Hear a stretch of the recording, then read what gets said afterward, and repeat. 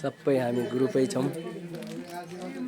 निलो आकाश बचत तथा ऋण सहकारी संस्थाबाट हामी अवलोकन गर्ने क्रममा श्री ज्वालामा यी देवी मन्दिर प्राङ्गणमा आइपुगेका छौँ। हेर्नुहोस् साथीहरू, सबै हामी सरहरू सबैजना छौँ।